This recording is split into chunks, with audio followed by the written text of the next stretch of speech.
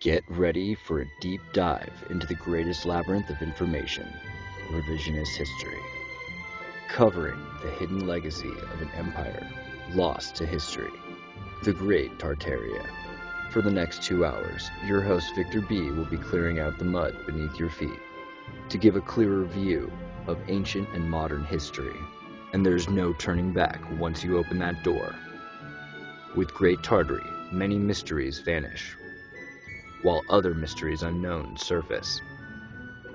Technasma, catastrophism, pseudo-timelines, recent civilization resets, Phoenicia and the Moorish legacy in America, all will be explained. Every Saturday from 2 to 4 p.m. Eastern Time, you can expect to listen to this unfolding narrative which seeks to explain the origin of ancient and modern civilization, and how it was hijacked, and how we can retrieve the lost information of our advanced Tartar ancestors. With your host, Victor Boog, on Radio Tartary in Studio B. Metaphysical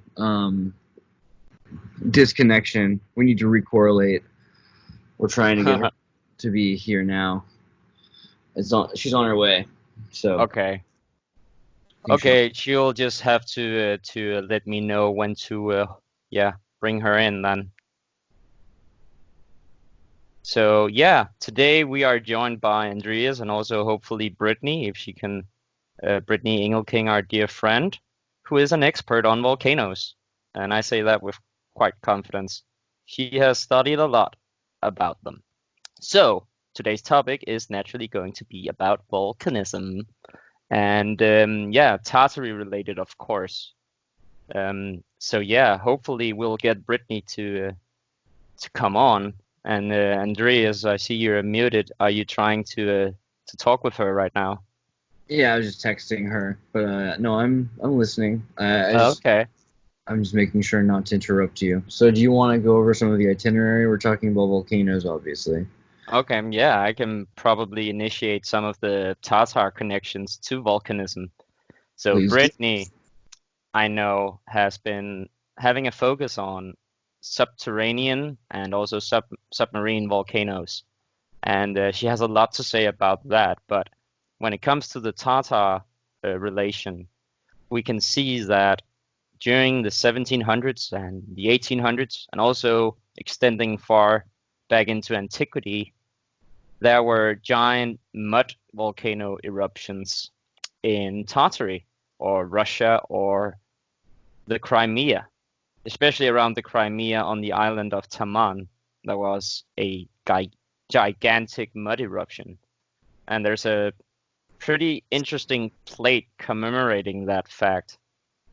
And it also weirdly states that the event was accompanied by fire from the sky. So however you want to interpret that. And basically, it destroyed the whole Crimea. And geologists, they call these events for elevations because the events themselves elevate the whole topography. And that, ladies and gentlemen, is the reason, or the real reason for, I would say a lot of mud floods. There's also earthquakes and liquefaction, of course, playing into it. But these mud volcanic events in Tartary were of such a gigantic magnitude that they basically changed the whole Crimean Peninsula, and that is just some of the things that they changed. And they did that repeatedly throughout a long period. And these mud volcanoes, when they spew mud up, they produce a steady flow. Even today, you can still observe this from active mud volcanoes. And this steady flow is in line with a lot of the mud-flooded cities we see. The flow of mud does not seem to be physically devastating in the way that it knocks things over. Like, the buildings stay intact, but they get elevated 10, perhaps 5 meters sometimes.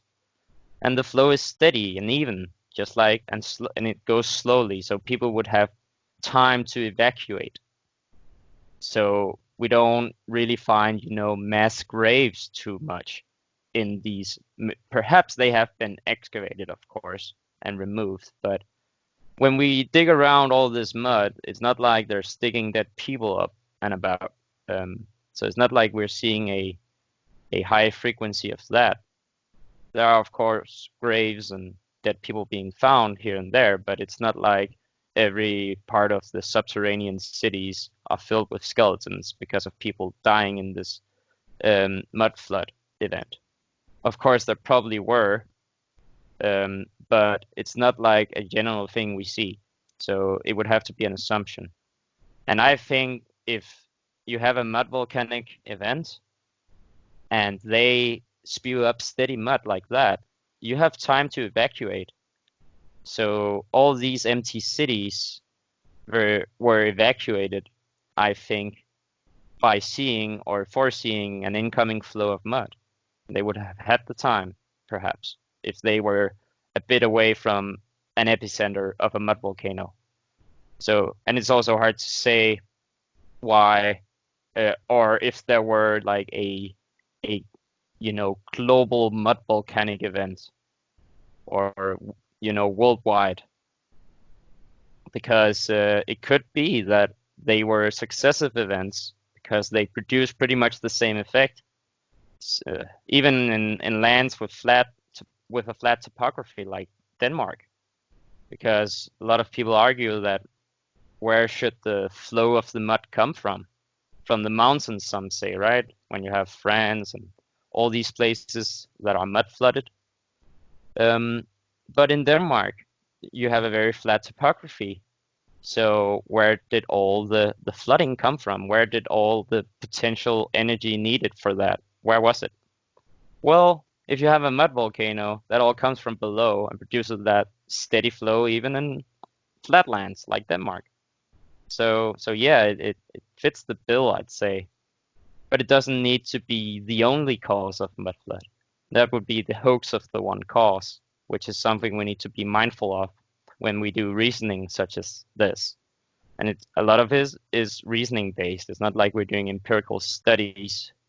So we're looking at evidence all around the world and deducing our way and excluding impossibilities, and that is the way forward. So there's a lot of induction also going on, of course, by excluding, but yeah, logic and reason, which is altogether quite well, and logical consistency arguments are considered quite strong, so no fault in that. So Andreas, this was my monologue. Are you here? Pretty amazing. I've just been looking through all of this volcano mythology, and it's amazing. You went on mute again. Amazing stuff that's been going on right now. I mean, it's insane looking at all of the volcano stuff that's. Oh, you went on mute again, bro. Is there? Are you using push to talk? Yeah, sorry. There's just a lot going on right now in the building. There's just so many people. Okay. So, all right. So what? God, everybody everywhere all at once. It's insane how that happens. So you're a busy man. Yeah. So we have the volcano mythology. I was looking through tons of these different tabs, and there's all this stuff about the Fijian island Ono and Tavano, and a lot of them believed that there were gods that were trapped inside of the volcanoes. And what is a god to like some of these ancient people? A lot of the time they believed that they were basically people with technology that could fly, that ran these industrial centers, like the gnomes and dwarves and all these other kinds of humans lived at. And now we know about different kinds of humanoids that lived in these areas, such as like the Hobbit people, and also the larger people like the Denisovan. So there's so many different kinds of hominids that are tied to these different volcano cultures, and there's also these stories of chiefs being pushed up mountains and thrown into volcanoes during sunsets, and then their power being trapped in talismans made from these volcano stones.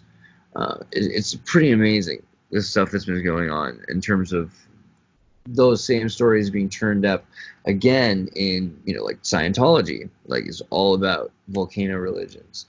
And it's pretty much everywhere you go now is the volcano story as a background for this. And considering how many people are obsessed with inner and outer Earth theory, the idea that extra is actually intra-dimensional, extraterrestrials interdimensional, then it makes more and more sense that some of these falling stars might actually be trapped solar orbiting volcano eruptions that have been trapped in our Van Allen belt in some sort of a electrostatic tether. And that's some of the stories that go back the farthest, actually, are, Do you remember a story with a volcano in it? For perhaps doesn't that remind you of the eschatology of Scientology? There is a story there. Do you remember that? It's about a volcano. Eschatology? Is that what you just Yeah, said? yeah. Sorry. Remind Okay. me. No, let's just say, in Scientology there is like this origin story, right? Yeah, It has a I don't volcano. remember it having anything to do with feces, but I do recall that there was a volcano story. You've got this boy, L. Ron Hubbard, and you've got multiple dimensions on which the same story sort of happens to. But in the most recent archetype that L. Ron Hubbard remembers, there's sort of these jets, and the jets are made of gold, and then they deposit the souls of a very highly intelligent race of extra-dimensional beings. Yeah, but isn't there also like an end times thing with the volcano? Well, there's a beginning and an end times thing. Yeah. Yeah. The volcanoes. So it's both origin. So that was the point with the eschatology thing. So it's the reset denoted there with the volcano. Yeah, every time with a volcano. So it makes you wonder how many resets are set around the same volcanic activity too, because there's supposed to be multiple dimensions. And or whatever time is, because as you've said in the last episode, time might not be a causal dimension. It might just be a perspective. Yeah, it's a concept. It's a man-made concept. If you ever want to see a very brilliant and easy to understand refutation of the concept of time, go check out the philosopher MacTaggart, who did a pretty famous response, or a refutation of time as any part of realism. And yeah, I liked his refutation, but it also has a lot of objections, of course, but it's pretty strong. Yeah, part of the common metaphysical curriculum in the Danish philosophy department, basically, which is pretty cool. So yeah, but that might soon end, because the Danish government does not like arts and the human arts. They say that they are not cost effective, so they're pretty much busting our philosophy department, and yeah, it's pretty sad. What do you think the consequences of that are going to be? I mean, like you just said on the philosophy, if you're starting to change the mindset, do you think that there might be some consequences, positive and negative, to? What? Sorry, what was that? Do you think that the Danish psyche will change because of this? And do you think philosophy in Denmark will? What kind of consequences do you see in a less art-driven philosophy and more math and computer science-driven philosophy for Denmark's future? I think actually that it may be a hidden blessing that they will try to remove it, because it will cause a stir and people will probably try and look into it some more, perhaps. I don't know. There could be a backslash from it, but it's not, entirely logical to suppose so, but it's just an intuition I have, hopefully. But hopefully they will get some sense into themselves and avoid this disaster in the making.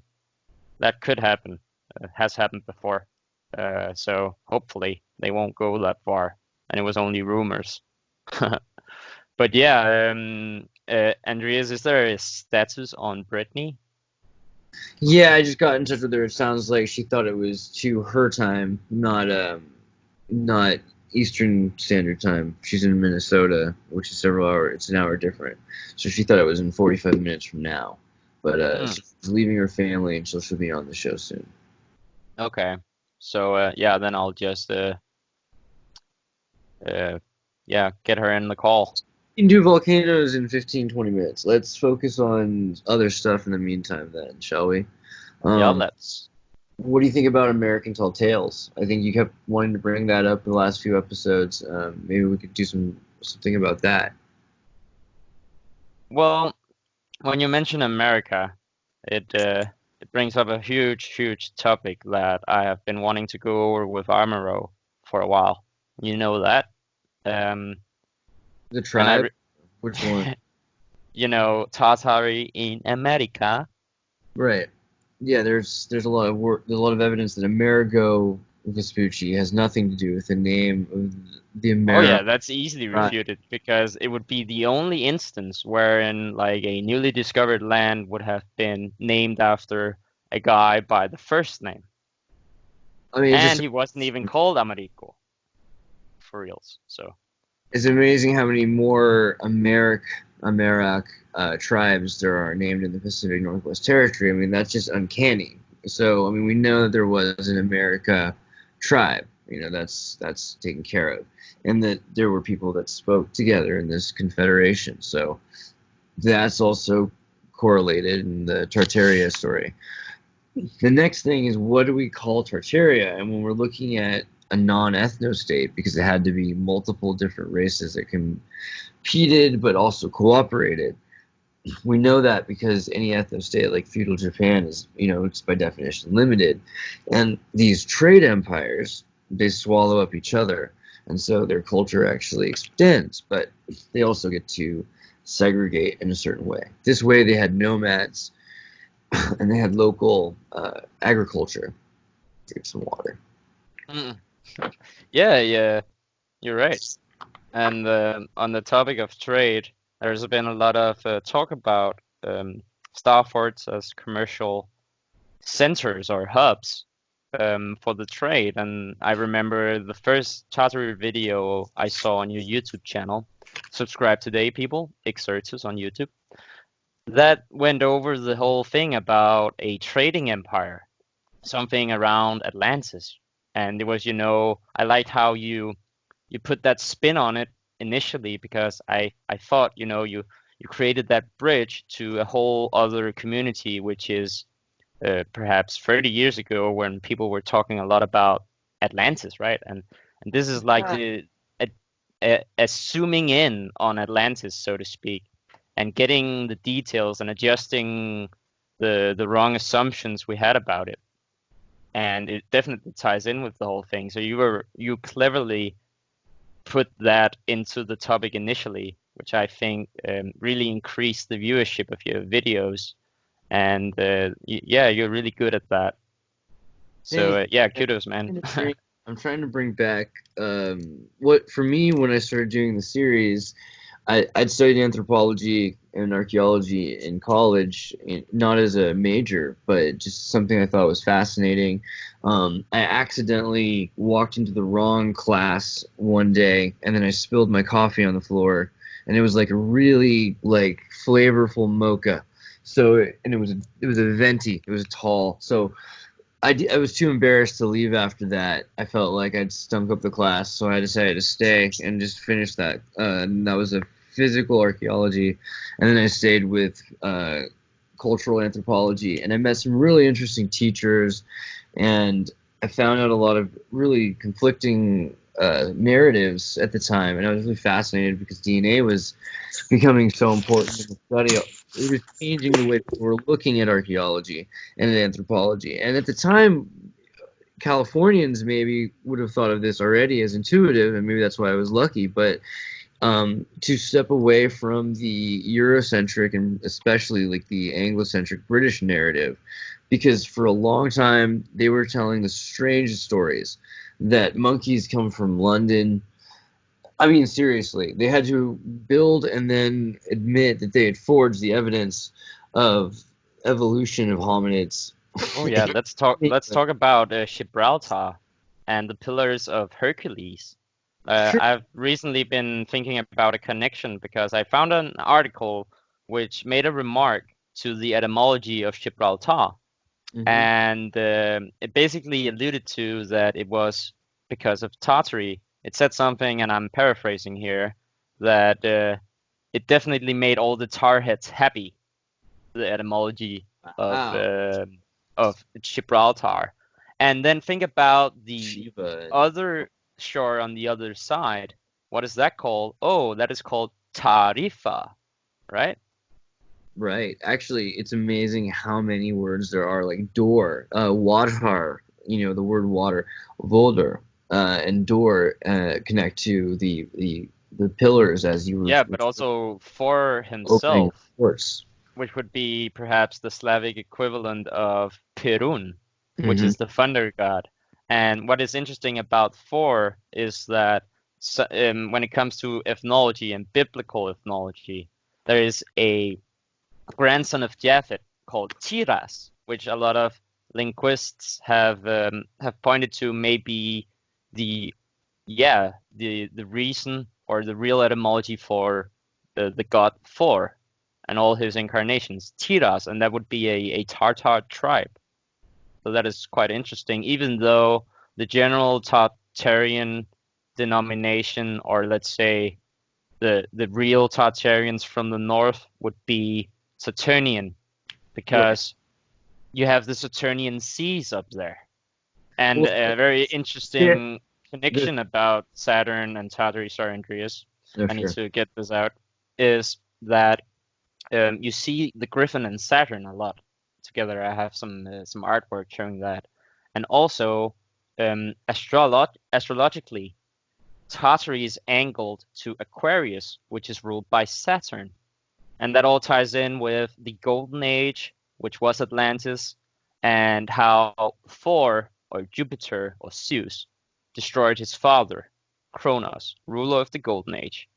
And Jupiter rules on the mutable cross, and in Pisces, when we are now, is about deception, is about all his bad modalities, his malefic modalities, which would be deception, greed, gluttony, and lust. Just read about Zeus in Greek mythology, and that's the general idea of the character of Jupiter. He may be called the great benefactor, but if you think about it, Satan is as well.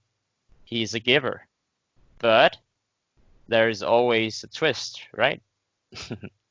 So, depending on how you really view the gods or the planets, I'd say they have tried to rally a smear campaign on Saturn because they're rallying a smear campaign on Tartaria. Those are one. And that was that. Legit. So I have ADD too, so I was trying to write this down so I don't forget, which is like we were talking earlier about water and Wotar and Rodin and portals. And so the portals of the Statue of Liberty and the Colossus of Rhodes are the two portals. And there's two portals that make the Colossus of Rhodes because of the split legs. And the porters that live at the portals, because the porters are bringing from port to port. So these words are connected through the T, which has been hidden as the partial derivative of Z, which is the Dolbot operator, and it's that strange swirled D this introduced in the 1770s by Condorcet. And it's one of the more important symbols of the Jacobi. So it's something that should be noticed because Leibniz uses it in print in the 1660s. And there's a number of words that are tied together, that tie together different cultures, that tie together the Aryans to the Scythians. And I think that's something that George Lucas was trying to allude to in Star Wars, was a more British colonial rendition of Dune, the Dune book, and made it something that everyone can sort of relate to in the international colonial period of Edwardian times. But okay, it looks like Britney is online, she says. So let's see. Oh, hey, Britney. Can you hear me? Hello? Yeah, Yeah. Yeah, coming hey, through I've been loud and here. clear. Oh, we were so worried because we didn't know. I didn't know that you thought it was a different There time. was a time Uh, problem. no, it's Eastern Standard Time versus I think they didn't know Minnesota's not Eastern, probably. Oh, It's a big country, you know. it is. really is. So- No, I don't know how you started out the show or what you're talking about, but that was really interesting. Well, I Really- definitely mentioned that we were going to talk about volcanoes and that you are the expert. And I know that you're going to get nervous now, but don't be, because we know that you know a lot. we talked And we about just want Aurora you to, Hubbard. we are going to be leading you into like how you can express your It's a- knowledge the best way possible with questions. Okay, sounds good. So first off, we're going to talk a little bit about volcanoes. The things we did mention, we talked a bit about electrostatic, tethered meteors that could be eruptions, and we also talked about a little bit about different kinds of volcanoes. Do you want to introduce how long or when you just started hearing about volcanoes and like what's up? Yeah. So, looking into just the causes of resets, I think Nathan and I had started just looking into volcanism, and we learned about pyroclastic flows and lahars and how much can erupt and different things and the gases and the mud or sometimes water, lava, which is kind of just a generic blanket term for anything that's melted that's coming out of what is another blanket term is volcano, because they've pretty much labeled just about everything that's a hole in the earth is somehow linked to volcanism. And so people hear volcano and they think of a mountain that's spewing lava, when that's not even the most common type of volcano that exists. So that was the first thing, is just trying to narrow down the types of volcanoes, because there's so many, and within those types of volcanoes you have different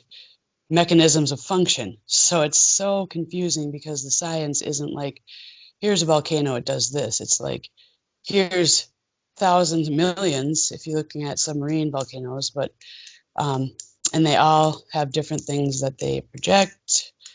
They erupt in different ways. There's different types of explosive interruptions or explosions and eruptions. And there's the biggest ones that seem to line up with our resets. So it was just an interesting timeline. And then some of the science that was lining up with Stellium's research into, petrification, which is kind of like this. Stellium is listening in right now from the Discord, cool. just to let. Oh, cool. And so, so that was when he was looking at Mount Go. It's kind of like, how could this have happened? So, yeah, and then they make it, when you look into like Pompeii and all the conspiracies around that, it's like they make that the one-time event that this could have happened, or, and that's all people think of. And we kind of just stop there instead of like analyzing how this could have affected other things. And I think most interesting was I just got into mud flows. And to me, I'm sure there's a volcanic mechanism related to mud flows, because that's kind of like your landslides and your mudslides. And that's just a huge amount of mud covering entire cities, and it's just all at once that it happens.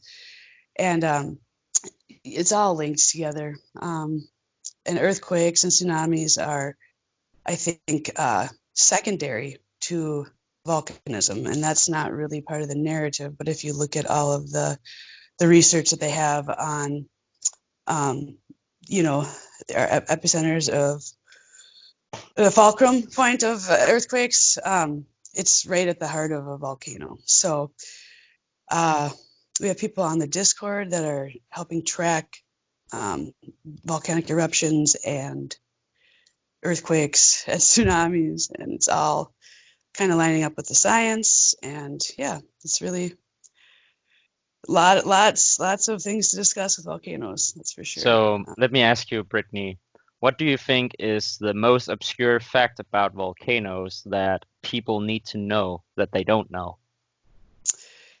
Well, I think first, everyone needs to look in submarine volcanoes. These are the ocean volcs, and there's over 1 million, and they keep randomly appearing. And so people are saying that they've been there and we just didn't notice, but no, some of them are actually just now starting to break through, and you have like steam, and you have gases, and you have lava and oil and life forms coming from the seafloor. And things aren't supposed to be able to live without sunlight, and these places that have no sunlight, we're finding these crazy life forms that are just on these vents, because all the volcanoes have these vents, and that's how everything gets out. And it's like, how is this happening? So I think submarine volcanoes are really important because it has to do with, I think, water temperature, almost more so than the sun on the surface. You have all these boiling things below the ocean, and you think that probably affects the temperature if more and more of them keep popping up, and that's more heat. Could And submarine volcanoes be the reason for our blue water, or the blue tint in water, by minerals, perhaps? that is a very good question. Last night I found a cave. So the other thing I was going to say that I just started to find out after I went and visited a cave in Bermuda with Andreas is that almost every cave is a lava tube. And they say that it's this mystery. What is this? Well, if you start to look into lava tubes, they have people investigating these tubes that are caves. And they actually call them lavasicles, by the way, which is just kind of hilarious. But there was one that had this bright, like royal blue color that was just kind of spewed throughout like paint. And I started to think about the blue bricks and what is causing this. And, there might be something to that, because everyone was looking into this element, and maybe that's something from like an earlier layer of Earth that got that was erupted or coming from, or it could be the reflection of, who knows. There's a lot of tales and research of the forming of like a lava glass, and that could happen in conditions, I don't know. I had to study the upper atmosphere and like the different layers of atmosphere, but there could be even conditions where a film or a lava glass type layer is encompassing us here, or having one of our fields of energy, or whatever you want to call it, on Earth here. And that could also be blue, because there's reports of that happening, creating different, I don't know what you want to call it, but yeah. So interesting, and I will, as soon as we're done here, I'm going to look into that now that you brought that up. I know they get oil from the submarine volcanoes. I was watching a video yesterday on Facebook, because there's a lot of people saying volcanoes are fake, and I understand the frustration, because it's Could you perhaps explain that that mind-boggling idea, which is centered around a persona which is called, or who is called, Mike Ferreira on Facebook? Okay. So yes, and even like Joey Rocha saying, lava and what they're telling you about volcanoes is fake, fake, fake. And so when I started hearing that, I've been studying these things for months, and what do you mean they're fake?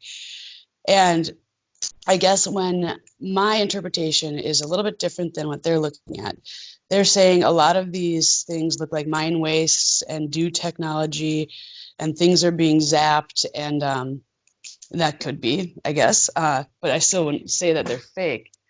The mechanism of so if you look at a stratovolcano and a super eruption is what they're called, the biggest kind.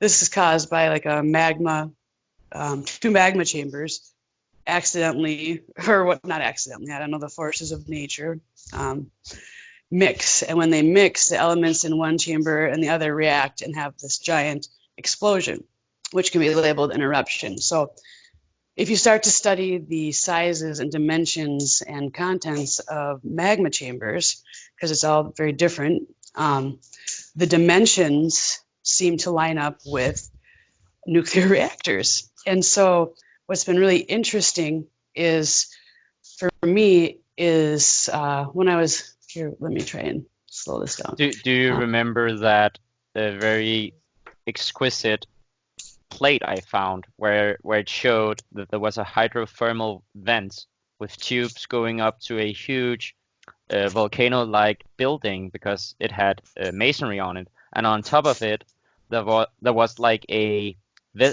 reservoir in a V shape for water, right? Ooh.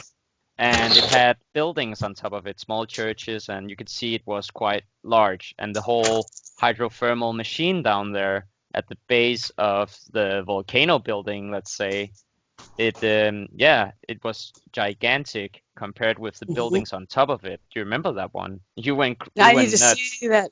Yeah, I want to see it again and make sure I get it into my slideshow. I'll have to find it. But so that's exactly it. So instead of saying fake, we need to get to the bottom of what they are, because if we look at our nuclear power grid now, it's and the Nuclear Commission's recommendations for building on volcanoes, you have to look, I guess, and study submarine volcanoes, because there is where you see supercritical fluid and the capacity of supercritical science. And so in the ocean, they're able to take this and harness this energy. And if you think about these vents that are continuously producing hot pressurized water, that would, you could talk about spinning turbines and anything else that are coming from these. But on land, they'll call it nuclear, and it's almost like a geothermal setup, because there's all these power plants within a certain distance that are essentially tapping into different types of volcanoes. And then there's a lava tube network or grid that they have that I never knew even existed, that's kind of outlined.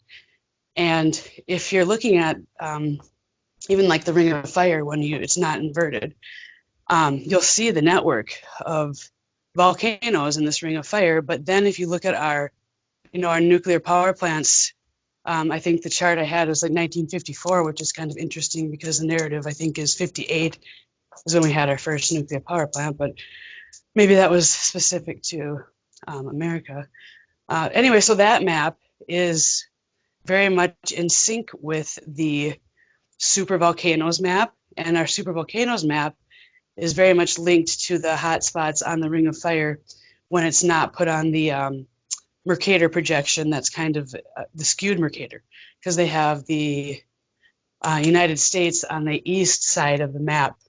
In every Ring of Fire map that you search, you'll see it's not your typical Mercator projection, which is interesting. Why would they do that for just the Ring of Fire maps? And then if you flip it, you'll see the Ring of Fire is actually encompassing, Earth. So it's on the outside. It's not on this interior ring. It changes kind of from the equidistant projection, right? That you match the map with, yeah. Yes. So the AE map, so to speak. Is that what it is? Okay. In the azimuthal equidistant map, isn't that the one you use when you make the Ring of Fire plotting? Yeah, that I don't know which. I could look that up. Oh, okay. Sorry. I'm only looking at how it's different when I'm searching it. So that's probably the map that is being used, but it's just you can find other versions of that map by looking, like even if you use the United Nations map and put the Ring of Fire on their map, it's very different than what is shown when you do a Google search. And so kind of mapping that network, and the fact that people don't realize that we have a whole nuclear powered grid. And so when I was looking into this grid, there's people that are joining into this grid, this nuclear grid that's interconnected, and it's on these it's on the fault lines, and it's on the actual volcanoes. So I think there's more to that. And the depths of the magma chambers and the depths of our seismic activity are interesting. And I think the narrative is just kind of flipped. And for people that don't know the narrative, it's that the cause of these volcanoes could be the earthquake that's around it from these plates shifting, and it's triggering volcanoes to erupt. Well, really, if you look at the studies, the volcano is erupting, and that's creating seismic activity. And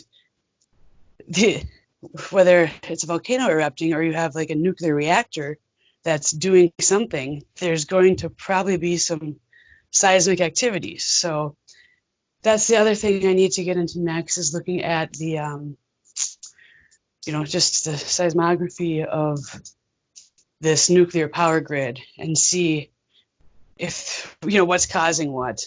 It's kind of just a big mess still, but yeah. So there's that, I guess. Right. Well, we have a question from Mike. He wants to know what you think about Taal volcano in the Philippines getting active, as it's one of the big seven, so-called. Yeah, well, it's when I first started looking into volcanism, it was scary, and every day I was posting things like, "Oh boy, this one's up, this one's going up, this one's going up," and I was like living in fear. I had people saying like, "Where should we go?" And it's definitely concerning, just volcanism in general, because we don't know what's happening, and they're not really telling us the truth. So I think it's interesting, but I'm not overly concerned about anything, because to sit here and worry about all of the I guess events happening will drive you crazy. So if anything, with the Philippines, we should look at I guess the history of eruption, because if you look at that, you can see in timeout when and what happened, and yeah, could this be the one that makes it winter for a while? Possibly. And that's something that I guess is really interesting, is that when the land volcs produce the ash and the plume clouds, it goes on for a long time, and who knows how long this is going to be erupting. We have volcanoes that are in continuous eruption and producing methane, and that's something that they don't even tell you. You have to dig into the studies to find out about methane and carbon dioxide from volcanoes, and that's kind of lines up with biblical events, and even more current, like the year without a summer. Some people think it's going to be 10 years that we won't see the sun because it's going to be blacked out. And so could that be happening now? Possibly. But if it is, I think your people that listen to your show and people that are on Andreas's Discord and follow his channel and Mike's channel will be the ones to kind of figure out if this is something that's major and we need to like get food and get ready to be warm if it's going to be cold, because that's kind of what would follow if it was a major strato super volcano type reset time. And I think we'd be more ready for it, just because that's what we're doing. We're kind of like, that's a great question that someone would ask, to even know, like, should we be worried about this and what's going on with one of the big ones. But I think panicking, just always we should be ready for something to happen, just because we are. What the Bill Gates Foundation's been trying to do is set up for like a thermal holocaust in New England, or I'm sorry, the Greenland, wherever in between, because they want to have labradorite and any one of these places ready. It seems like that's why these apps too make you worry all the time about it could happen anywhere, any minute. But something tells me it's not happening anywhere, any minute, and that's the kind of logic that thought that right after the Big Apple, Minneapolis would be the next September 11th or September 12th. No. What's more likely is they've figured out how to control this technology a long time ago, and that's why very rarely are there earthquakes in certain places, and then other places they're all the time, particularly places that are irritating to the discrete state. And it seems like those are the places that seem to have the most irritable accidents. I mean, what the heck? With Palestine and Pakistan, 3,000 years since the last earthquake. And then all of a sudden it was like a 6.2 or an 8 or something in between. It was just too crazy.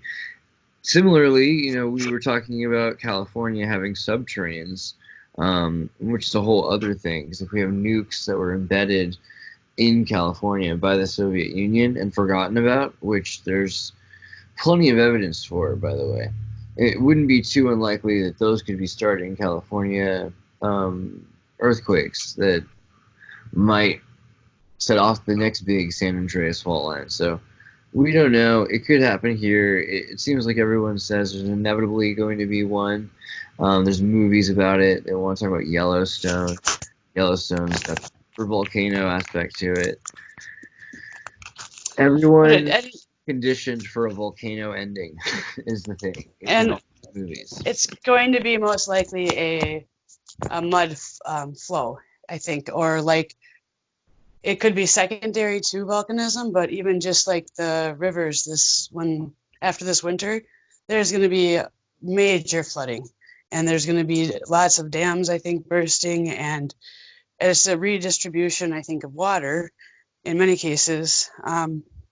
But that's, as much as I study volcanoes, I'm more concerned when I see the river levels and I see the snow and I see we just had a blizzard in Minnesota, and I saw, last spring there was so much flooding going on all over that I hadn't realized, because, we don't, the national news doesn't cover like comprehensive anything. And so if you look at different local news channels that are showing flooding in their states or in their country, it's just like more nervous. Yeah, it's true. There's even crazier. American news is pretty much the most hypnotic and traumatizing news there is, as far as I can tell from seeing world news. But you should be very careful with that, because a lot of what that is fear porn that's designed to build up this, everyone needs to be worried, and we have the most fear. Trust us. Come look at us, and we'll help you understand where in the world there's more fear. And you know where it is? It's outside. So stay inside. And I don't think it could be anything that's inducing fear. I think it's just we should be aware, and nobody should ever be scared of anything that's out of our control. If once we start to be scared of it, it is gonna imprison you, and you're gonna not. That's all you're gonna do. So, very good advice. What do you do with it? What do you do with this information? How do you make yourself feel? I mean, it sounds like you're stressed. How do you make yourself feel more reassured when you know about volcanoes? Like, my dad made me turn off the volcano app, because I had the iPad going for years before anybody was talking about volcanoes, and it would be like 5:32 a.m. Polynesia 7.2, and my dad's just like, I don't want that. Can you turn that off? Especially when you're not home. I don't like it when there's just a robot lady telling me that the world's ending on the other side of the earth. I don't know what's going on or why, but it makes me feel more stressed out that I can't do anything about it. No. So, here's the deal though. In the 50s, so when they had the geophysical year and they're running all these atomic tests and supposedly blasting everything, that's when they rediscovered I think the nuclear power grid that's based on volcanism. Mm-hmm. And that's when they started to implement these plants of power and either reactivate or whatever. They built new ones. I don't know. They dug out old ones. I don't know. So the app for me is connecting seismic activity of quakes with volcanic eruptions. And so when I do that, I actually start to feel like and I haven't done enough to know the patterns, but I feel like there's a pattern of seismic activity. I feel like more confident that whoever is using this tech, as they say they know a little about it, I feel like, someone said this before, maybe it was you, Andreas, but I feel like they know a lot about it, and that's what NASA and a lot of government entities, the entire University of Oregon and Woods Hole Institute and the Navy, and the Air Force and all these branches of government and military are studying this. And not that I trust them to keep me safe, but I trust that there are people definitely looking into this and that know what's actually going on, and no one's going to be warned that this is happening. If something does happen, it's not going to be like, I don't foresee them saying, all right, this volcano is going to erupt, everybody needs to get here, but I do see us, because we're looking at it, being more aware of what's going on, and I think that should be a relief and not something that we're concerned about. There was a post even on the Discord where someone had tracked something and said, I think the next eruption is going to be here.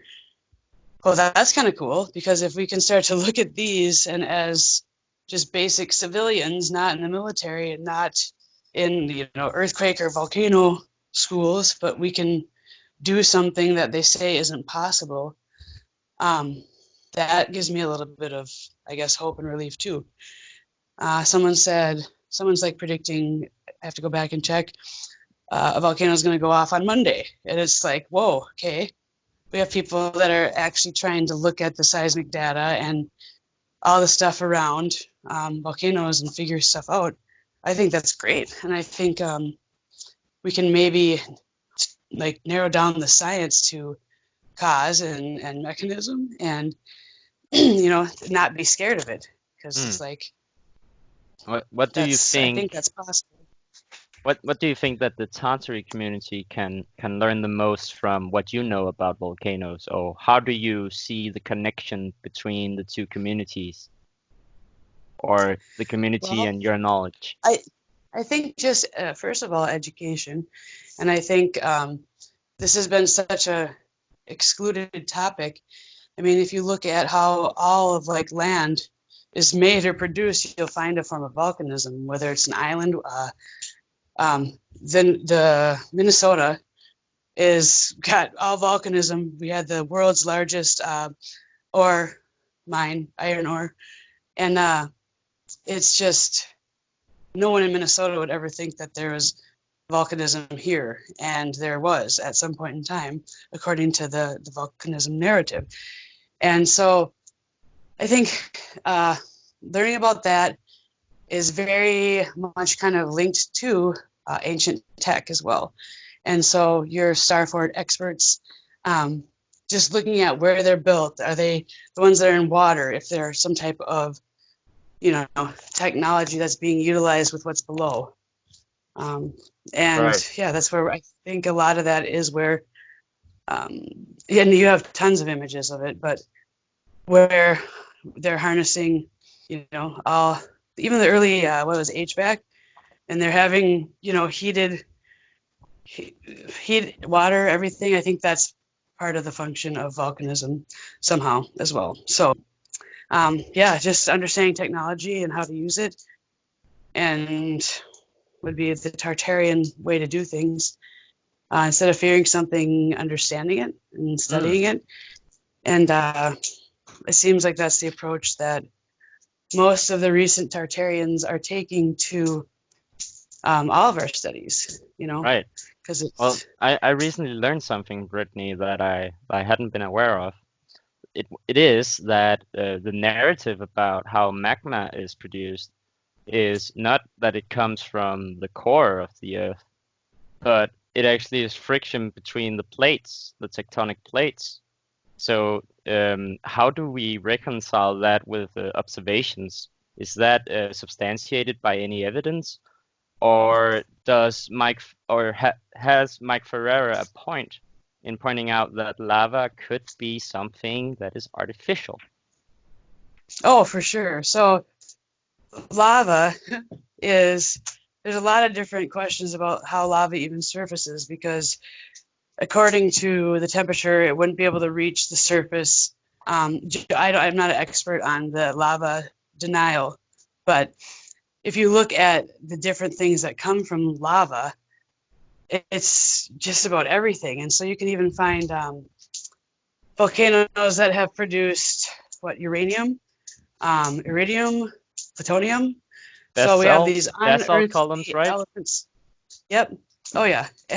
And so the narrative is the tectonic plates are, for Stromboli, I think they're pulling, and then I would think they'd be pushing, but I was watching last night, and the narrative was that they're pulling apart until they can't be pulled anymore, and then lava gets pulled through or something.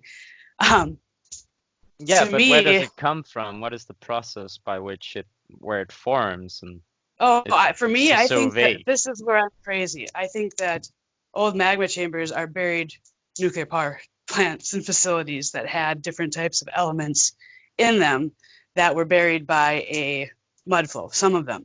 Because if you look at Aklo and the ancient natural uranium nuclear power reactor that they found, and you watch them analyze and break that down, it's like a magma chamber too. It's like when one element gets into another and you have this explosion. To me, if you look at how far apart they are and the depth of the magma chambers, it could very well be that they were buried containers of some sort or reactors, and eventually things are seeping out, and when they reach each other, we have different elements that are being mixed together that can just cause a major explosion. So it's like happen in a sense too. I mean, you look at the silicon tree story. So here's the thing about synthetic and artificial is like those words can happen in nature. I've talked to Mike Ferrer recently because I was like, you know what, I have to give you some credit because you actually are at least citing and coming up with some evidence and resources. If not, the main problem is you're using such a flamboyant term as to say fake. But fake can mean so many things. It's like, okay, sure, no one's saying that there's not a certain amount of synthetic. There's a synthesis process that's happening here, and so sure you have something that's going from other parts everywhere that are bringing minerals together. That could be biological, that could be geological, that could be industrial, it could be a number of different ways. But if you look at mushrooms and how silicon trees might actually be these giant monolithic mushrooms that would be able to bring minerals from one place to another, miles away, and also we're able to deposit them into pure mineral forms. You'd have gold leaf, literally, if you wanted to. Mushrooms can do amazing things with silicon, and that was something else we were looking at recently, which was the minerals and how far they are away from each other. There's a resonance and a likely pattern of how far minerals are going to be away from each other. There's certain size flutes which will happen because of the heat, because of the mass, because when you burn off impurities, that's what's left in terms of volume ratios. There's just a normalization process that happens. So you could make these instantaneous chambers naturally and use them over and over again. I mean, that's kind of like a giant origami, the same way that cells can unfold. You can unfold giant power plants around volcanoes. So all of that's not too far away from what we think is plausible, and what we're talking about doing in the future. I mean, if this is X-Files or this is the ancient Egyptian aliens, but it's not that far off from any of that stuff. It's which way. But the funny thing is, it could have been right here in our own reality, not that far away, made by humans very similar to ourselves, or at least harnessed by this. Yes. Well, and then I just was reading they found so in hydrothermal vents they'll find DNA, or they'll look at the DNA of these creatures, and they kind of resemble the human DNA, they'll say closely, but they just found a different one in mud, and they named it something Prometheus, which was interesting because it's like this new cell, and I think it's bacteria, not what else were you gonna name it? It was fungus, but it was either Prometheus or Babe. There's like two options, really. Prometheus is it's a long name, but I know Prometheus is in it because it was like the god that made humans from mud, and now they found this bacteria that is closer to supposedly the human genome than anything. So I was looking into that, which was bizarre because I hadn't heard that. But definitely the stuff you're talking about with What's fungus. the same thing from the Bible? It's just some different takes on, the earthly elements. From dust you came, right? And the Jews saying, what is it they sing? Cradle, cradle, cradle. I made you out of clay, or what is it? Andreas, you probably know that. Dreidel. What's Oh, that? dreidel. Yeah, I made you out of clay. So yeah, and there's the whole Oh, thing about the golem, which is Dr. like, Dre made a cradle? What's up? damn. But I don't know if you've ever heard about oh. the golem, which is like a sort of No, it's like like an avatar or like a slave made from matter. So it's like an artificial being. That's interesting. That's very interesting. Yeah. One more thing that when you're talking about clay, for recent Tartarians and volcanoes and science and whatnot, is to look at calcite and dolomite and our earliest forms of cement that were coming from earlier eruptions, and that might be like something to do with the layers that had been, who knows how many times we've been kind of blasted, but there's definitely a difference, and the concrete is like a living fungus, which is interesting. The oolites look like the cymatic jellyfish, or that they take those weird, interesting shapes when you're looking at the concrete at a cellular level. It's so bizarre. And it gets stronger and stronger and stronger, like it's supposed to, with I think it's the dolomite combination that gets like the hardest and continues to get harder. And that's what they found. There was just a video, I think Conspiracies R Us did a video on it, and then I kind of went and did a little bit more and I got just drug into a lot on like dolomites. And yeah, all this stuff is posted in on our Discord too, on the volcanosophy page. There's like the grid to all atomic energy, and or nuclear energy, sorry, and whatever you want to call it. But you can track all that way more. I can't even remember now because this isn't about nuclear power. That can be a different episode. But the number of plants they have and how many they're opening, and it's funny because they'll talk about that's by the wayside, but no, there's continuously ones popping up and other ones being closed, and yeah. So Yeah, you mentioned that there are like millions of submarine volcanoes and they're dissolving and popping up, and there's no predicting this. How is well, that? I think it could be predicted, honestly, if we. If, okay, sorry. Well, I don't know for certain. If we look at the cable array, and they have the so I gotta get calm about the cable array system because this has to do with shark actors and the axial cable system. So they have a tracking system, and I think we've been told it's like internet or whatever, but they're tracking like everything. So the seismic activity of the seamount, so your ocean volcanoes, that's all measured with a cable array. And if you look at the different ones, different institutes manage, of course, it's very subcompartmentalized. They manage the data in that area. So of the systems, it's constantly being monitored to know where the seismic activity is happening on the seafloor. And they have machines that are all over. They have little rovers and cars they drive on the ocean floor, and whatever you want to call it. The language is always back and forth. Let's just say seafloor. But NASA has all the vehicles there, along with Woods Hole and the Navy. And Aerospace, I think, is where I have a cousin-in-law that works there that designed the cars, and I was like, for NASA, subcontracted by Aerospace, and I'm like, cars for what? He's like, for the ocean floor, and I was like, what? I thought you'd be designing rovers for Mars, but oh yeah, and there's another that's interesting. There's another type of volcano that's called Mars volcanoes, so it's its own little category, and I don't know if even like it's really included in the big five that they talk about. So there's a bunch to just digest on volcanism for you, but I think the cable array would be like we need to have a visual presentation for that, so we can maybe do that for your channel. underground or underwater? How many people are living? So these are like year round, or how long do you spend down there if you're working on one of these Well, projects?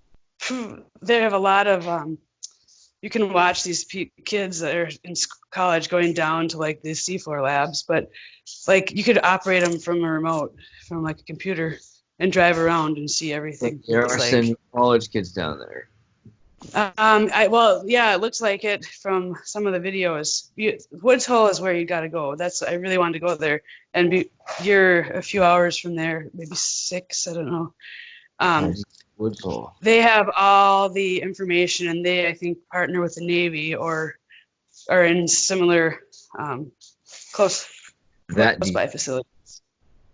But they have some of the best reports. I just got their 1960 report on sea life and stuff. It's all volcanism, and I'm super pumped because anything like, so they really dove into this in 57, huge, I think, more. And there's a rediscovery of this. That was a geophysical year. But if you look back in time, they had the international geophysical years, and those go back before 1957, and that was interesting. And I still need to go back and look into what they discovered in those big years, where all the countries who were supposedly at war with each other got together and collaborated and sent scientists as high as they could and as low as they could and everywhere they could, and got together and reported about it for the Royal Society.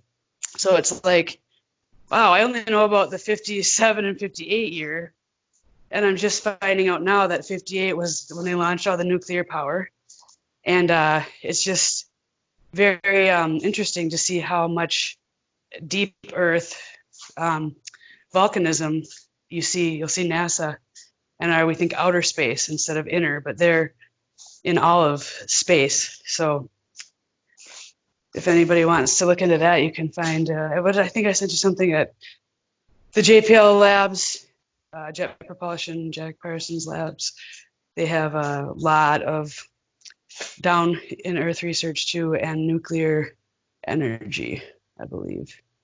So what do you think about tectonic plates? Because that's something Victor was asking about. Do you think that? Oh, sorry. I think the narrative on tectonic plates is completely skewed, and that Right. I think it's just a layer, and they have literally made up almost a science to explain movement that can be explained in a different way entirely, and that's through like possibly the volcanic and power grid system, like the Earth power grid, if you want to call it that, would be an easier and better way to explain even the tides. Yeah. So Right. I can get the science on that, debunking tectonic plates. That was how this started, and then it got way into nuclear power, and even the hydrogen power. So let's hear some more about So, how much really do magma chambers line up with nuclear reactors? Like, is it just a pareidolia thing, or is it like a consistent dimensional shape? It's consistent. I wonder if you could even Google search the map, or if anybody's like at a computer, look at your nuclear power. Like if you just get any outline, they should show you a bunch of nuclear plants or nuclear plants on volcanoes or near volcanoes. But right there is where you're going to have your magma chamber, depending on the type of volcano. The plate I mentioned earlier, the one with the volcanic building and the city on top with the hydrothermal vents and the tubes going up. It was like not only one picture, it showed like a succession in time, and the next picture besides it was after a reset, and the place had turned into what we see today as a volcano. So basically that plate alluded to that this artificial structure became a stratovolcano. What? No. I have not seen this. I have not. You have seen that, and when I showed you this before, you went. I didn't see the combination. Exactly I saw the second picture. No, I saw the second picture. Well, we're not on another timeline, I'm pretty sure, but I do Yeah. remember you reacting to it, but I'm not holding that against you. I'll just show So you it once looked like it more. was. The problem Yeah, is you know, that React just like this, because it could have been. what? calm me down. Oh, I mean, it's Okay. what is it? What was It's it? just What's so the point is this was showing that there was a reset in Europe that happened 4 times, or No, it was more like it's more like a schematic picture, and there's not really any details to it. But well, there are, but not anything historical or any yeah, when I saw location that, place. It's more like a concept that they're showing you, and they're showing you like this volcanic like building, and on the just below the top of it, there's a V-shaped reservoir, and there's a tube going down to a large, what could like either a nuclear reactor or a hydrothermal vent type machine, and it has tubes going down into the earth and yeah, also up into the city, right? But then the picture besides it, it shows that the whole area is flooded, and in the middle of this flooding stands like what would be seen as a volcano today, oh and my God, with the whole cone shape and the whole it's deal, and then it shows how then it sometimes also just depresses in the end the whole volcano and it becomes a hill, for instance.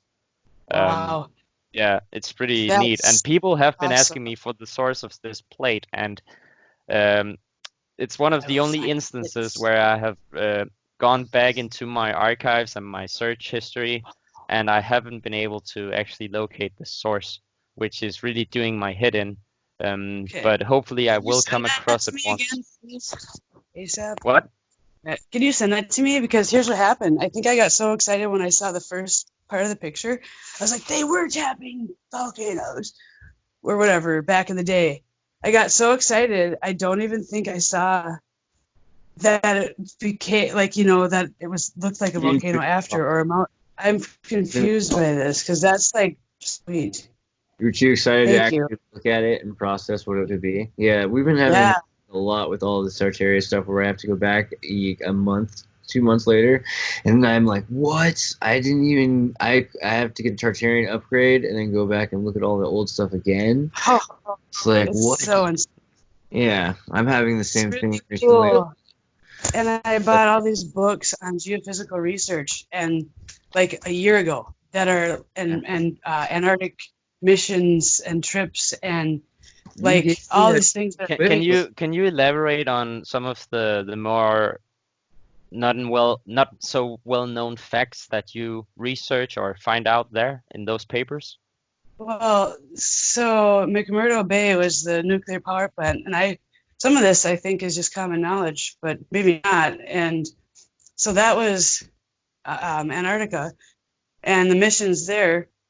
It's Erebus is there, so this giant volcano is there, but also Terra this and Erebus, right? The two correct. volcanoes. Yeah. Yes, and so there's this nuclear power facility that exists there, 1954, and the narrative is what 58, I think I said, and all the research is going to this plant, and it's like it looks like they're stumbling into it, finding it, reporting on what's there, as military, and it's just bizarre.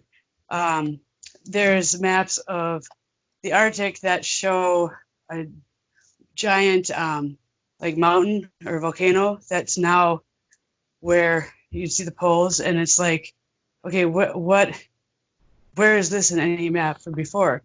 And so it's like these military logs that I have, and it's pretty cool. And I don't want to, I guess, go into it too much, but I've just bought them not knowing and looking at it, being like, what kind of, and then getting the Tartarian upgrade and going back through, and now it's like I can't even go into my library because there's hundreds of books that I want to look at and be like, oh my goodness, this is gonna blow my mind, maybe, because it seems like that's what happens with a book that I open up that I couldn't read before, that now it's like written to me, so they're for me.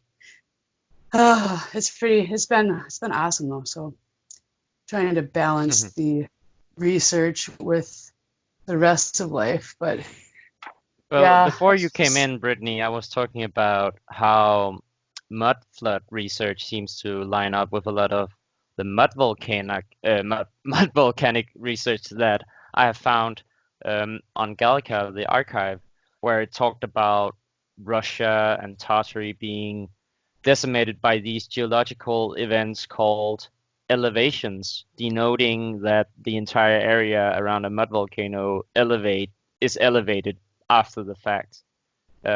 So that is a very good indication of a lot of the places that are mud flooded, because with mud volcanoes today, they create a steady flow that slowly takes out an area, so people would have time to actually evacuate, and it seems to line up with, also it doesn't seem to physically destroy things. It doesn't knock things over, so I think it lines up a lot with mud volcanoes. What do you think about that?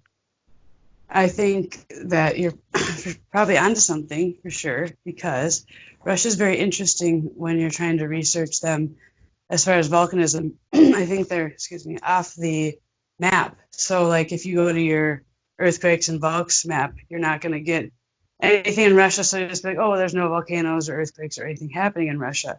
But if you look at nuclear power plants, Russia is like way up there. If I'm correct, I need to look at the exact numbers. The United States is number one by like 100 and some, lots more. Anyway, so I'm wondering now if that's not somehow linked to volcanism, because I haven't studied anything on. Well, one thing I can say is that in the 19th century, it was pretty well known that the whole Caspian area and Caucasus area and northern Tartary was full of mud volcanoes, and Philip Drushinin talks a lot about it as well. He in his vacation, he visited a mud volcano, and he has basically the same idea about it as I have, and I think he had these ideas before, and I did form them independently, but having the validation nearly that Philip agrees is pretty big, I'd say. So yeah, shout out to Philip Drushinin. I hope I pronounced that correctly. I try every day. But yeah, the original Mudflood OG on YouTube, and his channel is his name, Philip. It's PHI1LIPP, so Philip, and Drushinin, which is DRUCHININ, Drushinin. Well, so yeah, check him out if you haven't already, which is pretty much a criminal offense in our community. So yeah, he's the Mudflood OG. But yeah, so the mud volcanic idea is basically lining up with a lot of the physical evidence we see in the cities, and also with a lot of other things with geological history and stuff like that, and it could definitely explain why Tartary, a vast nation of nearly 1 billion at one point, was suddenly wiped off at such a rapid pace, right? A giant mud volcanic event. And I mentioned, Britne, if you have seen one of my recent video uploads on my YouTube channel, The Bouquet Man, where I show the mud flood. It's a quick video, and I show like a plate that commemorates a gigantic mud event or mud eruption on the island of Taman near Crimea, and how it basically was also accompanied by a fire from the sky. Ooh. I love this. Okay. Have you seen Dilbert, where he's a tech guy? He has to get his tech built in a country called Albonia that is like it used to be called like Tartarskia or something like that, but they now call it Albonia. It's like every country in the Soviet Union had like 3 names. It was lost, but this is now named after it's a mud culture, and it's literally, they go there to build their server farm. It's nothing but mud, and Slavs in mud up to their waists in mud, and they eat mud. The men and women all look the same, and it's like a mud culture. So I hadn't thought about that in a few years, but Dilbert was like the Silicon Valley in the 90s. So I saw it again recently. I was like, huh, that's right. The mud. There's the mud again. Right. Yeah, well, this is interesting. I was looking into mud flows, and the biggest known mud flow, let's see, submarine landslide is on here, and what 20,000 kilometers cubed is the volume of the slide that was coming in. And this is off of South Africa, which is where they found that ancient nuclear reactor too. So there's interesting things with the amount of mud you're talking about and the amount of things moving and being shifted around. There's a few ways that it's labeled to probably make it, harder to research. But this was at 33 degrees north. Yeah.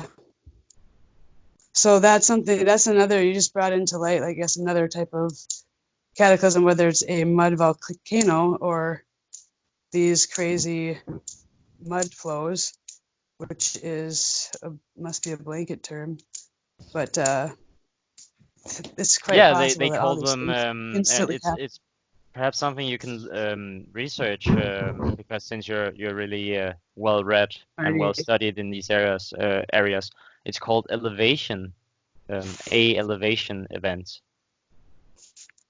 Elevation. Yeah, elevations in geological context. You know what? Okay, I gotta breathe. An elevation event. That is what I've been trying. So I've been trying to send you this book on the Alps moving and the Geological Society reviewing how they moved. And this guy that's doing the report, it's like shady. He's like questioning what they already had, and they're like opposing it. And it's just an interesting way that they moved, and his definition is against the narrative. And I'm wondering if that is not something to do with elevation, because I haven't studied that. And if I do, it might help me understand better what I'm reading in the Geological Review book. Should I perhaps quickly just find some material to read out for you? Yes, that would be fantastic. Okay, I can do that rather quickly. I just need to go into a folder here. And then I'll scroll down and I'll find some of that stuff. Okay, so first on, so I have this one here. So it is in this book of the 19th century, and in this section of the book, it's called Changes Produced by Mud Volcanoes. And I read from the top that some of these elevations occurred within the historic era may be inferred from the fact that in the walls of the fortress of Sudak near Theodosia in the Crimea, we ourselves saw stones procured from coast cliffs, which contained shells of the Cardium edule and Mytilus edulis, now living, those are freshwater shells living in the adjacent Black Sea, and which we are disposed to think must have been thrown up on the line of eruption of the mud volcanoes and parallel to the axis of the Caucasus. And then they have a reference for a map in the book. The opinion we formed upon the spot that these mud volcanoes have a deep seat and are as directly connected with the internal igneous agency as any other geological phenomena of eruption is, we think is sustained not only by their extension over a tract 200 versts in length, that line of direction being coincident with the fires of Baku in ancient Persia and other mud eruptions in the Caspian, but above all by the occurrence of fragments of limestone and shale, unlike any portions of the surrounding strata, which they have ejected with their mud and scoriae.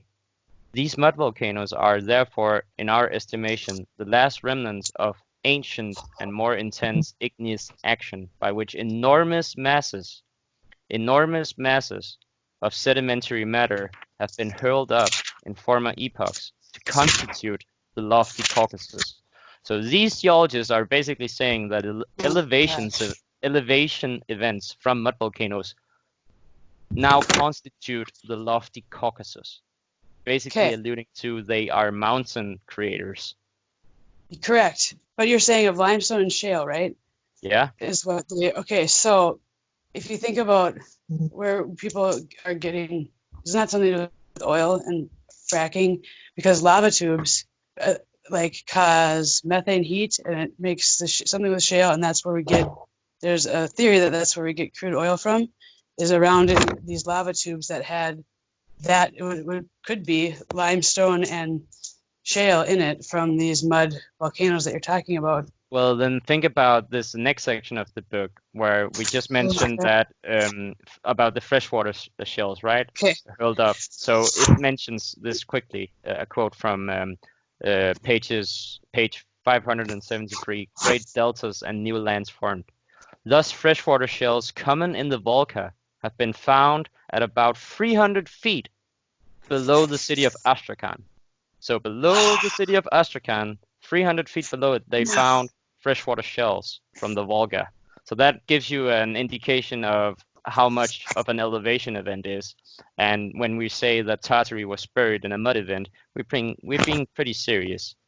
And it further on goes to say, which is thus built upon the mud of that river. So 300 feet below the city of Astrakhan, which is thus built upon the mud of that river.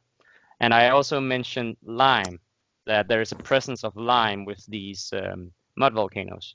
And I have another piece of evidence, which is rather interesting. It's about Missouri and a buried city there. So hang on, hang tight with me for a minute. A strange story comes up from Missouri. At Moberly in that state, some workmen at the bottom of a coal shaft, 360 feet below the surface, came upon a buried city, arched in by a hard and thick stratum of lava. The streets are regularly laid out and enclosed by walls of stone, which is cut and dressed in a fairly good, although rude style of masonry. A hall 30 by 100 feet was discovered, wherein were stone benches and tools of all descriptions for mechanical service.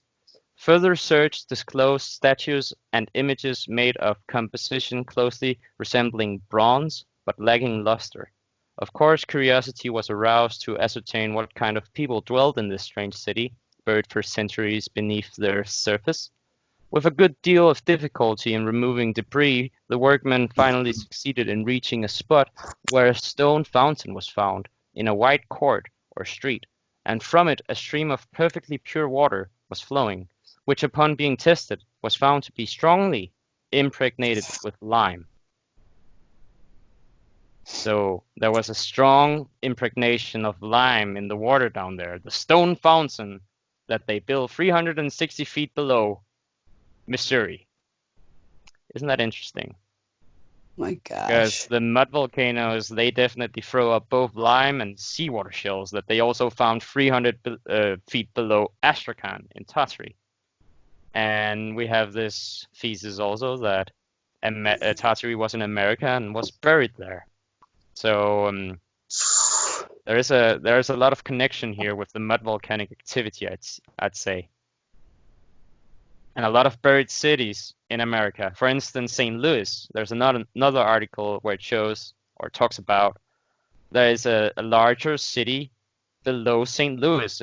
The city plan for the city below St. Louis is apparently larger than the one that they had in 1890, when this article was posted.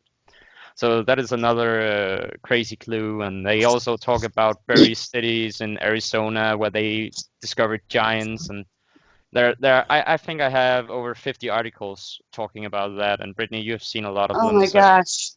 Yeah. Yeah. Well, let me ask you then. First of all, this is wonderful. Thank you for sharing. This is incredible information and references for me to look into. Just mind-blowing stuff. My question, I don't know if you've seen or you live in an environment where there's tons of like power being produced around you. And imagine now if we had these types of power in, the Tartarian Empire and they got buried, okay, contained nuclear reaction types of power facilities, or those hydrogen salt already buried containers that store the pressure. I don't know enough about the hydro powered facilities. But so if that all got buried, would that just all shut down, or would that be left there? There'd be waste. There'd be stuff that would be mined that was left from the buried cities. And so that's what I keep seeing when I'm driving by the rivers and on my way to where I work. There's all these giant containers and steam and everything steam and giant stacks that have steam coming out of them. And it's like there's so much mud coming in to bury things when this is happening. And this is most likely obviously rediscovered tech. So before it got buried, it was already even buried, because they have to have different things in the earth maybe. So I'm just wondering how much of that is involved in seismic activity as well. But I don't know if your part of the world is the same as mine, because this is everywhere in Minnesota, or I shouldn't probably give away where I live, but everywhere in the Midwest, there's a giant, chemical waste storage, and there's things along the river. They're shaped like pyramids. They're shaped like giant containers. Sometimes copper is involved in containing elements that were probably buried. So I just have been thinking about that a lot too. Would it just shut down and be there buried, or would it still be functioning if it was designed to, essentially function on its own for as long as possible using uranium and a contained reaction? It really makes you wonder, because I don't know if I ever showed you this either, but there's a cave near Nîmes in France. It's called Le Demoiselle. So it's French pronunciation once again. Sorry, Frenchies. But this cave is extraordinary. Well, it has like a large room inside the cave system, and old depictions of finding this large cave opening shows that there were broken statues in there, large columns, and basically it shows a cathedral being buried in a mountain. And funnily enough, in modern days, they decided to dub this part of the cave Le Cathédrale, the cathedral. So they definitely know.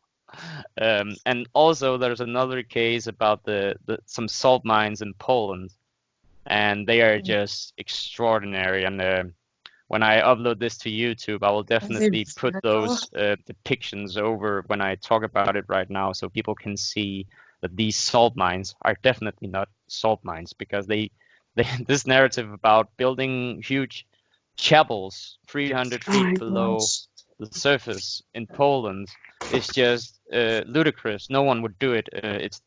No one is that devout that they're gonna do that, and also do it just for salt mine workers. It would be a unique instance, and it is in the world so far as I know, and it just doesn't make sense. No one would go that far. And when you look at the depictions of the place, you can see that it looks like a lot of the structure has melted into the rock, and the whole thing is just really, really weird. And 300 feet below Poland's surface, and yeah, I'll remember to include those depictions. Okay, I gotta look into that. I was looking into caves last night. I was gonna actually open with a link to the virtual link to caves, and then I have the list of comprehensive like lava tube caves. Yeah, caves. It's like 500 caves on this list, and this dude went and explored or has cited, and the materials found in them, and then the oldest caves. So it's interesting that you are going to share this cave. The dimensions I'm interested to see how long the cave is, mostly, because that's one of the ways to some salt caves. They're like that. The salts mines are pretty interesting because they go on for miles. They have treaties because the cave's entrance were in Austria, but they would go underneath Germany. So they had to have treaties that they would continue to take the salt from the German side and pay a tax for doing so. But they had been getting so much salt for so many centuries that they were far on the other side of that border, probably like miles, if you think about that much salt to collect every year. for centuries. But salt is one example. A lot of the salt caves are interesting because they have very high ceilings. They look like hotels. They're glass and crystal. So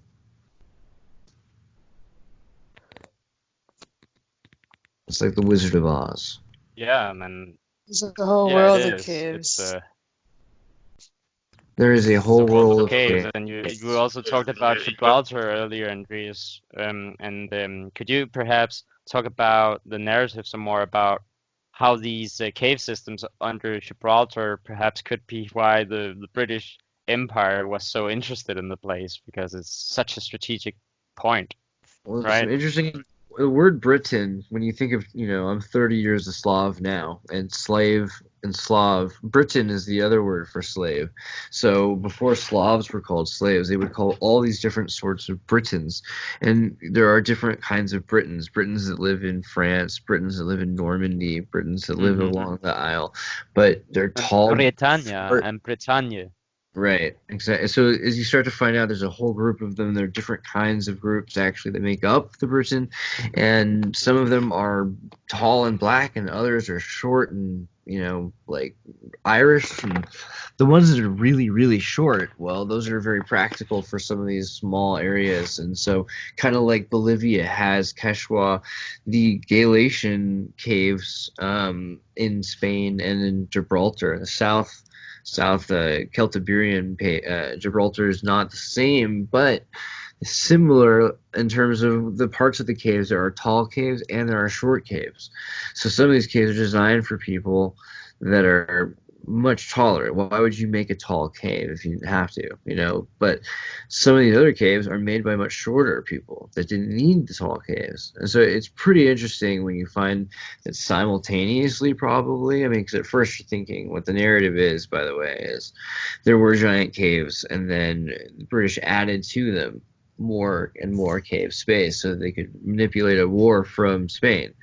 But I went through those caves. A lot of those caves are simultaneously old. They're 1,000 years old. There are newer caves, supposedly, like the military caves, and those are special extra tour to go see. But you can drive into them, and they look like bombed out, and they go in scores of miles deep. And the official story is that all of the connections between Gibraltar and Africa have been closed, if not filled with water. But it doesn't seem believable. It seems more likely that there are tons more connections, especially as Brittany's brought up, these vats in volcanic fumes. These what do you call it again? Volcanic tubes? Well, the lava tubes The lava for tube caves, tube. you're saying? The lava But magma chambers are also caves So as imagine well. no, yeah, it's fair. We could go into magma chambers, actually. I No, mean, no, no. I'm wondering if that's what the caves are, if like what they look like, because I haven't seen what you've gone no, into. look, They're different. a lot of the caves are made by man, or made by someone because you can see they look chiseled, like Okay. something's exploded. So, There are other caves which are glassy, and they do look like that. Those are the ones where you can imagine tunnels that move quickly. They're developed, they're built quickly, but most of what Gibraltar is a lot of these broken up with dynamite, and they have these long tubes that just go miles and miles and miles. That's not the same as what we look at today for Boring Company. What we think old Tartarian styles would have been are drilling, giant drills, and that's what the subterranean is. It looks like a giant submarine, but it goes through rock, and it would have gotten super hot, and it would have melted rock, and it would have been best around crystal. And that's another thing too, is like, how much do we understand salt? Are we unaware of an entire like technology that relied on salt? Were we using salt in people or something for more than just Wilhelm Reich, but also for running some sort of technology? Like, were there cars that ran off regular sodium salt, or something like that? We're not sure. But it doesn't look like that's the direction to go in terms of personal technology. It looks like there was a lot more social technology. It wasn't an iPhone culture, but there might have been temples, there would have been trade routes, and there would have been maybe even flying ships, things like that. And then, yeah, like the idea that instead of there being only war all the time, that there were trade routes is part of this moving away from the British culture concept that we've just now reached this apex of evolution, and that before that we were hiding it from each other, we were hoarding it from each other. Well, it seems like originally what it was that we were working together to get as fast as we could, and then all of a sudden there was a divide and conquer and a lot of secrets kept. But that is going along with this narrative of hiding the true history. So we think that there's definitely more history to it. Well, and it looks like it's being re-engineered. I don't know how salt is involved with the hydrogen, the hydro star green energy. I was looking into. They have these deep salt vertical storage. I don't know. They're just dug into the earth like a giant square, and they have pressurized air. I don't know how it works, but it creates some type of reaction that produces energy, and it looks, it's interesting that you're talking about salt, because I think that's... Yeah, salt comes up a lot. I mean, you look at Chile and Australia and some of these other mining places besides Austria, and they're all about salt, on top of the fact that they're about mining minerals.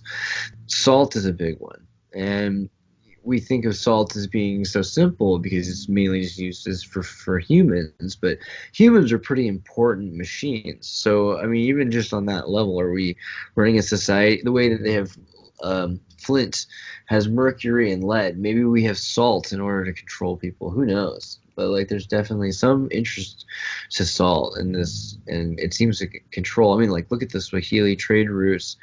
And hamburger in Africa, like, originally doesn't come from Hamburg, but a guy who went through Hamburg from Africa, and they were trading shredded beef of the holy sacred cow that was being brought with salt. So salt is the first preservation and trade method too, and salted fish and gefilte fish, which is like Tartarians are known for preserving foods. So salt is one of the first preserves. So I mean, salt just comes up over and over again, even just on a simple level. But is there more to it? And it seems like there might be. Yeah. Well, yeah, there's a lot of things to say about salt. Roman soldiers were supposedly paid in salt, and it's probably why we have the word salary or sal as a lexicon and on the front there, or as a prefix perhaps. So sal from Spanish or Latin means salt. So salary and payment and Roman soldiers there. Salazar. Yeah, sorry, king of salt. Yeah, I mean, Tsar of salt, man. Tartarian salt. Yeah, that's interesting. Well, think about a lot of isn't there a salt actually called tartaric something? Tartaric nitrate? Yeah, there's tartaric nitrate, that's a thing. Yeah. Right? Tartaric bitartrate. Potassium bitartrate. Okay. Yes. Tartrate. Yeah, interesting. Yeah, so there's a lot of salts, and we also have tartaric acid, which is used in electroplating a lot. So there's all sorts of technological implications with the chemistry language. That's a good soundbite for anyone to remember. Tartaric acid is used in electroplating. Here you go. Yeah. Splitting That's one of the official uses.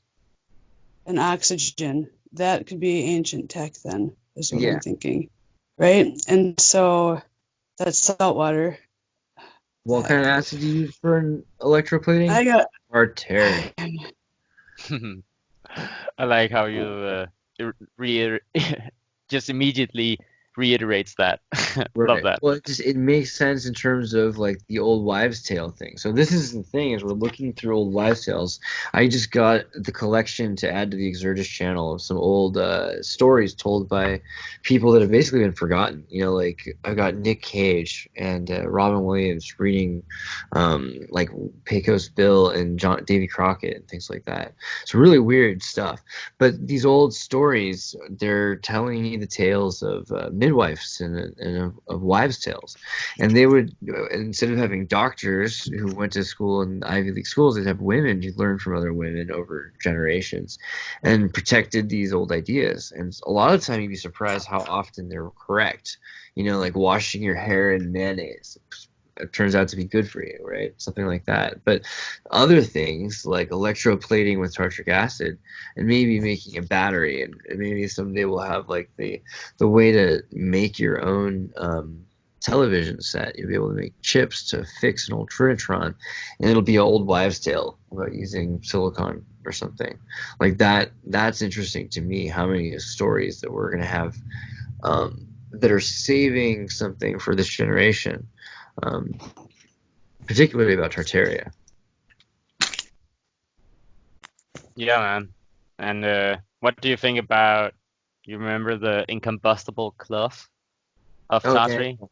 Yeah. So The asbestos clothing that the princes of Tartary would use to separate the ashes of themselves from the ashes of the effigies they were burned in, because it was incombustible and Right. fire resistant. And they also, said that in Tartary, in the mines, they would use this incombustible cloth to light the perpetual lamps. Mm-hmm. Which is mentioned, or they are mentioned as technology of the ancients in a 1630s year book called Mathematical Magic, which is a rather interesting book. It is just a mind blow from start to end. I should definitely link that. A protective cloak, or what was it? Incombustible clothing, so that could also be used in war. And it was invented in Tartary, basically. This old atlas of sciences and arts supposedly states. So that's very interesting. They have that in the Princess Bride, the cloak. That's interesting. Incombustible. Asbestos actually means like unbreakable or something like that. Yep. What is it? So it's silicate. I think they use the word actually, and not asbestos. And so it's a silicate mineral, and so one of the things we were talking about last time is that it's a nanotechnology, and we're used to seeing nanotoxicity from minerals that are above the 10,000 angstrom rate.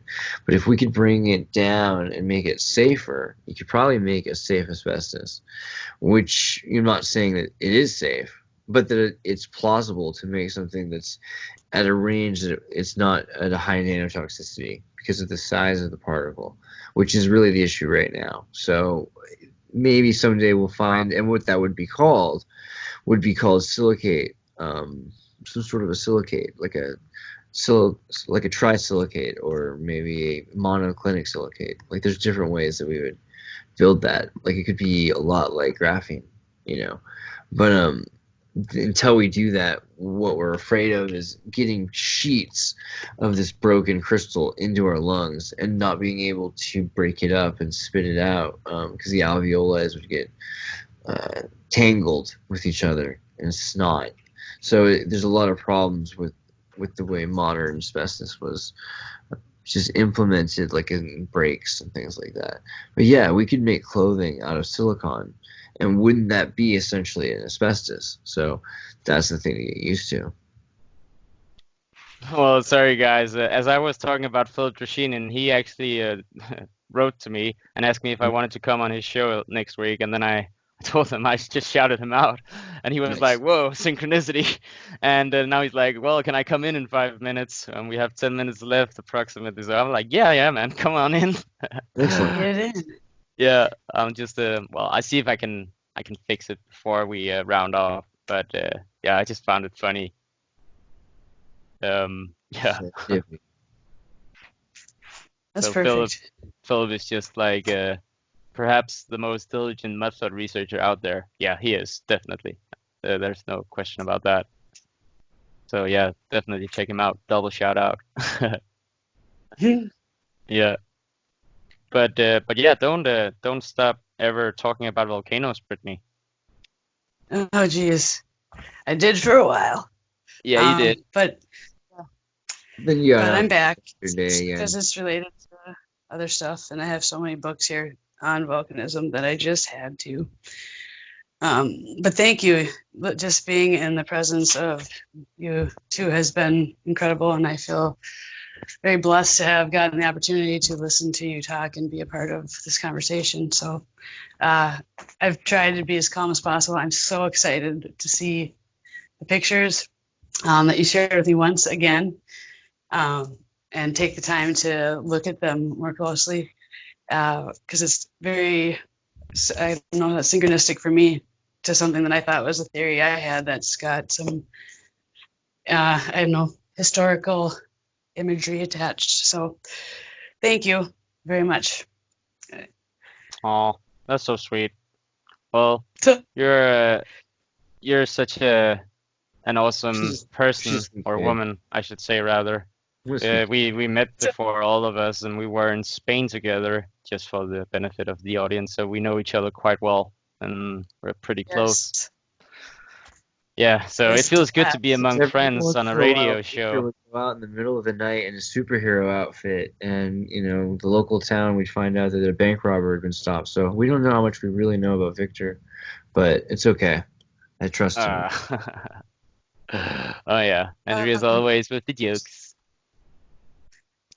But yeah, it's really awesome to get this topic some more out there, and I think that we've only really scratched surface areas upon this. And Bridget, you have so many discoveries ahead of you, going over all this literature, and I'm sure that in time and yeah, we will find a lot of very cool discoveries that might lead to huge disclosures, and we just need to keep at it. And I'll just remind you to keep doing that, Bridget. Certainly, a lot of things go over my head when you post, but I know it's for the better, and I know other people really understand it better than me, and that's why I'm having you on, because I need to really know about this stuff some more.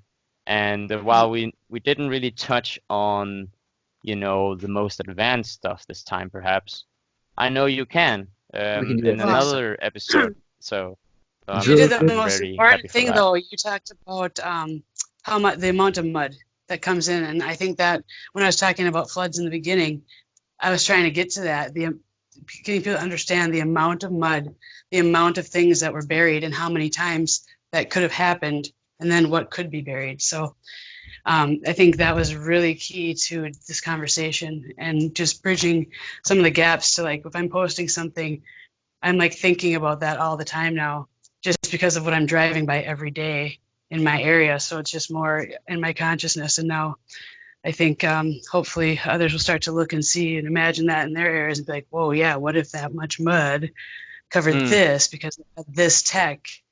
I thought, 100 years ago, 200 years ago, this is rediscovered tech. And so that was really important for me to hear that you're... I like that you're putting these videos together. And Brittany, we've been needing the volcano aspect for so long, and so I'm glad that you came and joined us. And Victor, if it's cool with you, I'm going to repost this radio on the YouTube channel with some video content as well. And hopefully we can get back together. We can make more content together soon. I'd love to get you guys together on my channel, on the Xirtus channel, so we could talk more about volcanoes and Antiquitech. And we need to be doing these videos way more often. It's great to have them. This is my favorite research, so I'm glad that we're doing this. Yeah, man. Nice. Yeah, thank you so much. I would love that. Right now, I'm just trying to get Philip in for a last comment or. Here? Yeah, I'm just getting him. No, he's not in here yet. I'm having some trouble adding him on Skype. It's like you have 5 minutes, so if he can't do it, then you'll have to come at the beginning of next week, but you should try.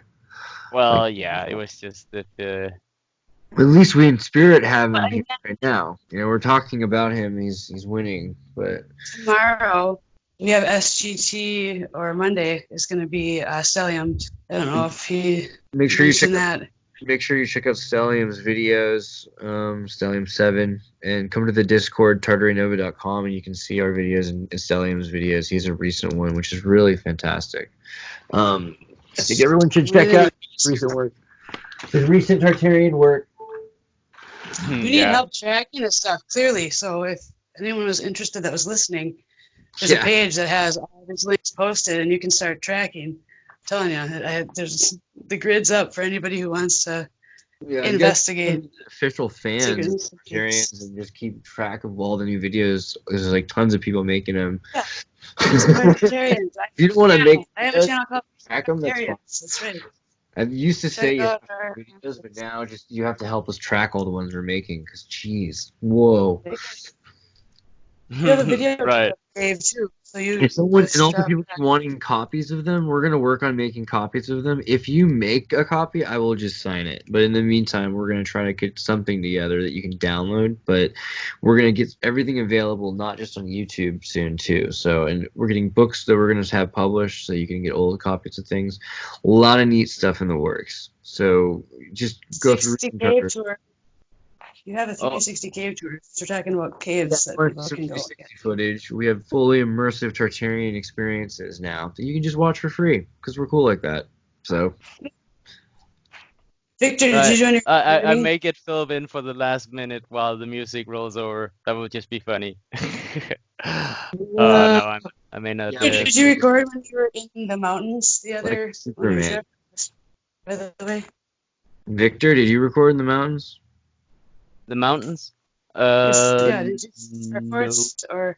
I think I saw a photo of the hotel of his girlfriend in his sandals or something. The camera. To send you. That wasn't quite the Tartarian science I expected, but it'll be okay. Right.